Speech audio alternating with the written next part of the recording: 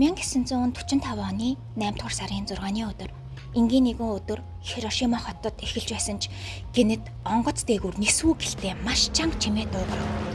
Чимээ намцаар гинэд маш хурц гэрэл хот дундуур тархан гэлбсэн гэрэлт хүмүүс юу ч харж чадсангүй. Гэрлийг дагаад ассарыг халуунд өгөж тайлбарлахын аргагүй чанга чимээ гарч нэг л мэдхэд тус хотын ихэнх барилга нурж маш олон хүн амиа алдсан харамсалтай явдал болсон билээ. Энэ бол хүн төрөлхий түүхэнд хар талб үлдээсэн цөмийн бөмбөгийн дэлбэрэлтэйсэн юм. Үүнээс болж тус оны 12 сар гэхэд Хирошима хотын 140 мянган хүн амь насаа алдсан гэж үздэг. Тесрэлтийн үеэр 15 мегатон ТНТ-д тэнцэх эрчим хүч ялгарч дэлбэрэлтийн төв 300 мянган хэмт хүрсэн билээ. Тесрэлт эргэн тойрны 2-3 км газрыг хамарч тус хотын иргэдэд дааж давшгүй гар цохирол учирсан юм.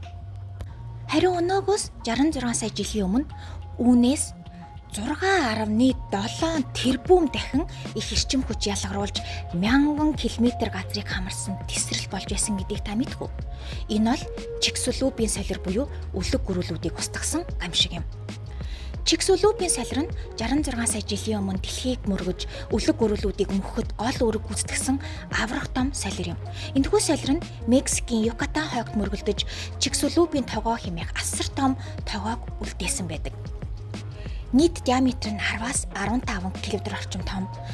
Тэгээд дэлхий рүү ирэх хурд нь 20 км/сек буюу намайг энэ үгийг хэлж байх хорондоор 40-оос 60 км-ийг аль хэдийн туулах хэмжээний маш их хурдаар 180 км-ийн өргөнтэй 20 км-ийн гүнтэй тоогоог үүсгэсэн байдаг. Гаргасан энергийн хэмжээ нь болохоор 100 сая мегатон ТНТ буюу одоо дэлхий дээр байгаа бүх цөмийн зэвсгийг нийлүүлснээс илүү их хүчтэй тесрэлтийг тухайн үедээ үлдээсэн гэдэг. Үүнээс болж дэлхийн уур амьсгалд асар том өөрчлөлт гарч бүх амьтдын 75% нь усцсан. Яагаад вэ гэхлээр нэгт галт төмөр гараад цохилтын долгион маш ихээр нөлөөлсөн. Солир мөргөх үед агаарт 50000 хэм хүртэл халж маш их энерги ялгарсан. Үүний улмаас дэлхийд даяар ой мод ургамал шатаж нүүрс төрөгчийн давхар эсэл асар ихээр ялгарсан байдаг. Дээрээс нь цохилтын давалгаа дэлхийг гадрах даяар 1000 км/цагийн хурдтай тархсан. Дээрээс нь цунами үүссэн. Мексикийн буланд 1.5 км өндөртэй аврах том цунами үүссэн. Судалгаагаар Америкийн нэгдсэн улс, Канада, Өмнөд Америкт хүртэл цунамигийн нөлөө мэдрэгдсэн гэж үздэг. Дээрээс нь мөргөлсөний дараа асар их хэмжээний тоосон дор агаар мандалд хөрж нарны гэрлийг олон жилийн турш хаасан байдаг. Үүнээс болж цөмийн өвөл гэх зүйл болж дэлхийн уур амьсгал огтцом хүйтэрсэн. Температур нэгэн жилийн дотор 10-аас 20 хэмээр буурсан гэж судлаачид хамгаалдаг. Үүнээс болоод нарны гэрэл хаагдсанаас олж ургамал, замаг, фитопланктон үхэж эхэлсэн. Инээс болоод өвсөн тижээлтэй амьтад өлсөж үхсэн. Улмаар магчаан амьтад өсөж амьдралын бүх хэлбэр сүрсэн байдаг. Солир мөргөх үед агаарт асар их үхрийн давхар эсэл тархаж борооны усыг хүчлэг болгожээ. Энэ нь далайн амьдрал, ялангуяа шүрэн хад, кальцийн бүтцтэй амьтад хор хөнөөл ихээр учруулсан.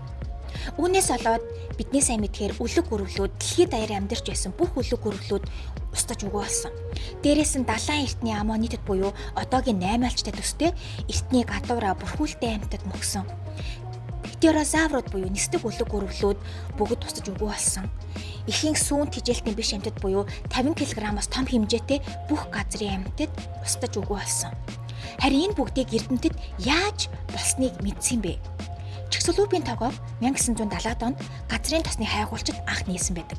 Гэхдээ энэ тогоо 66 сая жилийн настай гэдгийг хэрхэн яаж нотолсон бэ гэхлээр дэлхийн янз бүрийн газраас 66 сая жилийн настай геологийн давхаргад иридиум болсон. Иридиум гэдэг нь болохоор дэлхийн гадарга дээр ховор хэрнээ солир дээр илбэг байдаг элемент. Энэ давхарга дэлхийд даяар ижлэгийн хэмжээтэй байсан нь солирын мөргөлдөөнөөс үүссэн болохыг баталж байгаа юм. Дээрээс нь дэлхийн янз бүрийн хэсэгт өндөр даралтад үүсдэг цохилтын кварц олдсон байдаг. Энэ зөвхөн хүчтэй солир мөргөлдөх үед л үүсдэг минерал юм. Дээрээс нь Спутник хэмээл дагуулын зураглаар далайнд орох 180 км өргөнтэй тоогоо илрүүлж чадсан байдаг. Тэгээд үүнийг геологийн судалгаагаар судалж үзэхэд энэхүү тоогоо 66 сая жилийн настай болохыг тогтоож чадсан. Өлөг гөрвлүүд тусаж өгөө болсон дараа буюу Чиксулупын мөргөлдөөнөөс хойш 1 сая жилийн дараа гэхэд сүүн тижээлтнүүд олноороо хүрч эхэлсэн байдаг. Нарийн мэрэгчид буюу хулган шиг жижиг амьтад болон шувууд амьд үлдэж чадсан байдаг. Шувуудыг болохоор өнөөгийн бүх шувууд үлэг гөрвөлийн удам гэдэг та мэдгүй. Дээрээс нь сүүн тижээлэнд оршиж улмаар хүн төрөлхтөн үүсэх нөхцөл бүрдсэн байдаг. Чиксолупын солирын мөргөлдөөн нь дэлхийн түвшинд болсон хамгийн том устгалын нэг байсан юм. Үүнээс улбаалan үлэг гөрвлүүд мөхөж амьтдын шин төрөл зүйл гарах нөхцөл бүрдсэн. Хэрвээ солир мөргөөгүй бол магадгүй өнөөдөр үлэг гөрвлүүд ноёрхсон хэвээр хүмүүс хизээч үүсэхгүй байсан байх магадaltaй. Тэгвэл үүнтэй адил солир дэлхийг орчин цагт мөргөнө гэж байх уу? NASA болон бусад сансрын агентлагууд Near Earth Objects буюу NEO монголоор хэлэх юм бол дэлхийн орчмын сансрын биетүүдийг ажиглаж судалж байдаг. 2024 оны байдлаар 38,000 гаруй NEO бүртгэгдсэн байдаг бөгөөд тэдгээрийн зарим нь дэлхийдээ мөргөлдөх магадaltaй гэж тооцогддог. Үүнийг яг судалт юм бэ гэхлээр мэдээж аюулгүй байна. Том хэмжээний NEO-гийн мөргөлдөөн дэлхийд хэрхэн хохирол учруулж болзошгүйг сайхан бүгдээрээ сонслоо шүү дээ. Дээрээс нь судалгаа нь маш их хэрэгтэй. Тухайн NEO-гийн найрлаг бүтцийг судлах нь нарны аймгийн үүсэл болон хөгжлийг ойлгоход тусалдаг. Дээрээс нь зарим NEO нь үнэт металл, ус зэрэг нөөцөөр баялаг байж болох тул ирээдүйн сансрын олборлолтод ашиглах боломжтой гэж үздэг. Тэгвэл сүүлийн 100 жилийн хугацаанд дэлхий дээр ямар том солир унжсэн талаар одоо танд танилцуулъя. Хүмүүсийн хамгийн сайн мэдэх солир бол Түнгүүс дунсан солир. 1908 оны 6 дугаар сарын 30-нд Оросын Сибирт Тунгуусын голын ойролцоо хүчтэй дэлбэрэлт болсон байдаг. Энэхүү солироос болж ойролцоогоор 2000 км² талбай ой модыг сүйтгэсэн бөгөөд дэлбэрэлтийн хүч нь 10-аас 15 мегатон TNT-тэй тэнцүү байсан гэж тооцогддог. Хэдийгээр газар дунсан солирын хэлтэрхий олдоогүй ч агаар мандалд дэлбэрсэн солир байх магадaltaй гэж үздэг. Дээрээс нь Челябинскийн солир гэж байдаг. 2013 оны 2 дугаар сарын 15-нд Оросын Челябинск мужид 20 метрийн диаметртэй 13,000 тонн жинтэй солир агаар мандалд орж ирэн дэлбэрсэн байдаг. Үүнээс болж ойролцоогоор 1500 хүн шархтаж олон барилга байгууламжид хохирол учирсан байдаг. Аргентинд байрлах Кампо де Селио бүсэд 1992 онд 37 тонн жинтэй солир унсан. Энэ дэлхий дээр олцсон хамгийн том солируудын нэг юм. Дээрээс нь Намиб улсад 1920 онд Хоба солир олцсон. Тэр нь ойролцоогоор 60 тонн жинтэй. Өөрөөр хэлбэл дэлхий дээр олцсон хамгийн том төмөр солир тооцогддог. 1947 оны 2 дугаар сарын 12-нд Оросын Сихоти айлын ууланд олон тонны төмөр солирууд унсан байдаг. Энэ үйл явдал нь ойролцоогоор 70 тонн нийт жинтэй солируудыг газар дээр үлдээсэн гэж тооцогддог. Хамгийн сүүлд 1969 онд Австралийн Мөрчисөн хотод 100 кг гаруй жинтэй солир унж байсан. Энэ солир нь органик нэгдлүүдийг агуулж байсан болохоор амьдралын үүсэлтэй холбоотой судалгаанд маш чухал ач холбогдолтой байж чадсан юм. Тэгвэл ирээдүйд бидэн дээр солир унах магадлал байгаа юу? Хамгийн сүүлд буюу 2024 оны 12 дугаар сард дэлгэрүүлсэн 2024 YR4 солир нь 40-90 метрийн хэмжээтэй бөгөөд 2032 оны 12 дугаар сард дэлхийдээ мөргөлдөх магадaltaй гэж ихэндээ үзэж байсан. Гэвч 2 сарын ажиглалтын дараагаар энэхүү магадлал хийхэн бурж одоо дэлхийн хажуугаар маш аюулгүйгээр өнгөрөхөөр тооцоолж байгаа. Үүнээс гадна Апофис 99,942 гэдэг солир бий 2029 онд дэлхийд 32,000 км ойртох бөгөөд энэ хиймэл дагуулын тойрог замтай ойролцоо заа юм. 2004 онд нэгдэхэд мөргөлдөх эрсдэлтэй гэж үзэж байсан ч одоо бас л өмнөх солир шиг мөргөлдөх магадлал нь бага гэж тооцоолж байгаа. 2020 онд илрүүлсэн 2020 PG6 солир нь 14 метрийн диаметртэй бөгөөд 2029 оны 8 дугаар сарын 39-нд дэлхийдээ мөргөлдөх магадлалтай гэж тооцоолж байсан. Гэвч ахаад л азар энэхүү магадлал буураад дэлхийд аюул учруулдаггүй гэж үзэж байгаа. Харин 2135 онд дэлхийд нэлээд ойртох магадлалтай Bennu 101955 гэдэг солир бий. NASA-гийн Osiris-Rex хөлөг уг солирын дээжийг авч судалсан бөгөөд Bennu-гийн дэлхийг мөргөх магадлал нь тэг 1037 гэж тооцоолдог юм. Хэрв ямар нэгэн байдлаар дэлхий дээр солир унахаар болвол бид яг ямар арга замаар дэлхийг аварч болох вэ? Одоо бүгдээрээ солироос дэлхийг хамгаалж болох 3 төрлийн аргыг үздэг. Эхний арга бол DART. DART гэдэг нь Double Asteroid Redirection Test гэдэг үгний товчлолт бөгөөд NASA-гийн хэрэгжүүлсэн анхны дэлхийг аргийг хамгаалах туршилтын хөтөлбөр юм. Энэ нь дэлхийд ойртож болзошгүй солирыг мөргөлдөхөөс үржлэн сэргийлэх зорилготойгоор хийгдсэн бөгөөд сансрын хөлгийг ашиглан солирын замыг бид өөрчилж чадах уу гэдэг асуултанд хариулахаар хичээж яваа юм. Даарт хөтөлбөрийн зорилтод биетэн Didymos хэмээх 2D солирын системийн жижиг дагуул болох Dimorphos байв. Didymos нь ойролцоогоор 780 метрийн диаметртэй, харин түүний дагуул Dimorphos нь 160 метрийн диаметртэй. Энэ систем нь дэлхийд аюул учруулахгүй ч туршилт хийхэд хамгийн тохиромжтой байлаа. 2021 оны 11-р сарын 24-нд SpaceX Falcon 9 пуужинг ашиглан Даарт сансрын хөлгийг хөөргсөн байдаг. Сансрын хөлөг 10 сарын турш аялж 2022 оны 9-р сарын 26-нд Dimorphost хүрсэн. Даарт сансрын хөлөг Dimorphost 6.6 км/с-ийн хурдтайгаар мөргөж түүний замыг өөрчлөхийг зорьсон байна. Мөргөлдөө амжилттай болж Dimorphos-ийн Didymos-ыг тойрох хугацаа нь 11 цаг 55 минутаас 11 цаг 23 минут болж 32 минутаар богиносон нь хүлээгдэж байснаас хамаагүй их байсан. Даарт хөтөлбөрийн дараа Европын сансрын агентлаг Hera хэмээх хөтөлбөрийг хэрэгжүүлэхээр төлөвлөж байгаа бөгөөд энэ нь Dimorphos болон Didymos-ийн системийг наривчлан судлах зорилготой юм. Дараагийн нэгэн дэлхийг хамгаалж болох арга бол гравитацийн реактор буюу татгалцлын реактор. Энэ нь дэлхийд ойртож буй солирын замыг өөрчлөх замаар мөргөлдөх аюулаас сэргийлэх нэгэн арга юм. Энэ арга нь сансрын хөлгийг астероидын ойролцоо байрлуулж тэдний харилцан таталцлын хүчийг ашиглан солирын хурд чиглэлийг айжмаар өөрчлөхөд оршдог юм.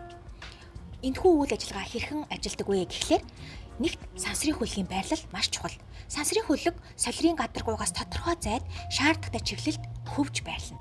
Энэ байрлал нь солирын замыг хүссэн чиглэлд өөрчлөхөд чиглэгдэнэ. Сансрын хөлөг болон астероидын хоорондын харилцан таталцлын хүч нь солирын хөдөлгөөнд нөлөөлж түүний хурд чиглэлийг аажмаар өөрчлөх боломжтой болгоно. Энэ арга нь удаан хугацааны туршид, жишээ нь хэдэн жилээс хэдэн 10 жил хүртэл өөрчлөх шаардлагатай бөгөөд ингэснээрээ солирын замыг хангалттай хэмжээгээр өөрчлөх боломжтой болж байгаа юм. Энэхүү аргын давуу талууд нь юу вэ гэхлээр солирын гадаргуу дээр буух эсвэл түүний дэлбэлэх шаардлагагүй болохоор түүний бүтэц ямар байна уу, эргэлтийн төлөв нь ямар байна уу гэдгээс үл хамаар асуудал багтаагаар бид солирын чиглэлийг өөрчилж чадна. Дээрээс нь сансрын хөлгийн байрлалыг нарийн хянаар тохируулж чадах учраас бид солирын замыг хүссэн хэмжээгээр наривчлалтайгаар өөрчлөх боломжтой юм. Гэхдээ мэдээж сул талууд байгаа. Эхнийх нь болохоор цаг хугацаа маш их шаарддаг. Энэ арга нь удаан хугацааны үйлчлэл шаарддаг болохоор солирын мөргөлдөөний аюулыг эрт илрүүлж урьдчилан сэргийлэх төлөвлөлт шаардлагатай болно. Дээрээс нь сансрын хөлөг удаан хугацаанд байрлалаа хадгалахын тулд маш их хэмжээний түлш шаардлагатай. Бас нэг зүйл нь энэхүү аргыг том хэмжээний солир дээр хийхэд баг зэрэг тохиромжгүй. Ихэвчлэн жижиг, хөнгөн солирын замыг өөрчлөхөд илүү үр дүнтэй байдаг. Хэдий энэхүү концепц нь онлын хувьд боломжтой гэж үзэгддэг ч одоогоор яг бодит байдлаар туршсан, хэрэгцсэн ямар нэгэн зүйл бол байхгүй байгаа. Гэхдээ ирээдүйд энэхүү аргыг ашиглах боломжийг судлах, хөгжүүлэх нь дэлхийд ойртож буй солирын аюулаас сэргийлэхэд чухал үүрэг гүйцэтгэх боломжтой. Хамгийн сүүлийн арга бол цөмийн дэлбэрэлтийг ашиглах. Цөмийн дэлбэрэлтийг ашиглан солир устгах арга нь дэлхийг хамгаалах аргуудын нэг бөгөөд урьдчилан илрүүлсэн дэлхийд ойртож буй том хэмжээний солирын замыг өөрчлөхөд чиглэгддэг. Энэхүү аргачлалыг stand-off nuclear explosion буюу солирын ойролцоох газарт цөмийн дэлбэрэлт хийх гэж энгийнээр ойлгож байна. За энэ арга хэрхэн ажилдаг вэ гэх юм бол солирын ойролцоо цөмийн дэлбэрэлт хийгдэхэд бөмбөгөөс ялгарсан энерги нь солирын гадаргууг өндөр температур даралтай болгож хэсэг хэсгийг ууршуулах буюу таслах боломжтой. Ингэснээрээ бид солирын гадаргуу дээрх массыг төр зүр арилгаж үүнийхээ нөлөөгөөр солирын хөдөлгөөний чиглэлийг аажмаар өөрчилж чадна гэсэн үг. Дээрээс нь цөмийн дэлбэрэлтээр үүссэн хүч нь солирын дотоод бүтцийг задалж ингэснээрээ бид солирын замыг хэдэн минутын хугацаанд л өөрчилж чадах боломжтой болж байгаа. Энэ арга нь солирын замд удаан хугацааны турш нөлөөлж дэлхийдээ мөргөлдөх магадлалыг бууруулахад зориулагдсан. Энэ ямар давуу талтай вэ гэхлээрээ цөмийн дэлбэрэлт нь маш хурдан хэмжээний энерги ялгаруулж богино хугацаанд томоохон үйл үзүүлэх боломжтой. Хэрэв эрт илрүүлэлт хийгдээд хангалттай хугацаа байх юм бол солирын замыг өөрчлөхөд оновчтой арга байж болно. Гэхдээ хэд хэдэн сул талтай. Эхнийх нь болохоор солирын бүтцээс бүх зүйл хамаарна. Яагаад тэгэхээр зарим тохиолдолд цөмийн дэлбэрэлт нь солирыг бүхэлдэн зайлуулахын оронд хэд хэдэн жижиг хэсэг болгоод задруулах эрсдэлтэй. Ийм тохиолдолд задралаас үүссэн жижиг хэсгүүд нь дэлхийдээ мөргөлдөх аюулыг улам бүр нэмэгдүүлж байгаа юм. Бас нэг зүйл нь цөмийн дэлбэрэлтийг нарийн тооцоолохгүй л болохгүй. Бөмбөгийг яг солирын тохирох зайд байрлуулад дэлбэрэл хийхэд гарч болох бүх үр дүнг тооцоолоод урсгалын чиглэл, эргэлтийн хүчин зүйлс гэх мэт зүйлсийг нарийн тооцоолоход их хэмжээний инженерчлэл, технологийн дэмжлэг хэрэгтэй. Бас энэхүү арга дээр тулгарх нэгэн сонирхолтой асуудал нь юу вэ гэхээр хууль эрх зүй болон улс төрийн асуудал гарч ирнэ. Яагаад тэгэхээр сансар дээр цөмийн туршилт хийх, дэлбэрэлт хийх нь олон улсын гэрээний зохицол аюулгүй байдлын асуудалтай холбоотой байдаг болохоор энэ аргыг хэрэгжүүлэхийн тулд олон улсын хамтын ажиллагаа зөвшөөрөх шаардлагатай. Гэхдээ орчин үед бид ямар хоорондоо эв түнжингүй байдаг та бүгдээрээ мэдэх ба. Одоогоор энэхүү цөмийн дэлбэрэлтийн арга нь ихэнхдээ онлайн болон симуляцийн судалгааныхаа шатанд явж байгаа. NASA болон Европын сансрын агентлаг зэрэг байгууллагууд болон олон улсын гариг хамгаалах судлаачид цөмийн дэлбэрэлтийн үр нөлөөг тооцоолж хэрхэн оновчтойгоор хэрэгжүүлэх талаар олон төрлийн загвар боловсруулж байгаа. За ямар ч гэсэн ойрын 100 жилдээ бол дэлхийг сүрүүлэх хэмжээний солир бол бидэн дээр бууж ирэхгүй юм байна. Тэгэхээр та бид өмнөний сонсож байгаа хүмүүс амьд байх хугацаанд ямар нэгэн байдлаар солирын аюулыг үзэхгүйгээр амьд байх боломжтой байх нэ.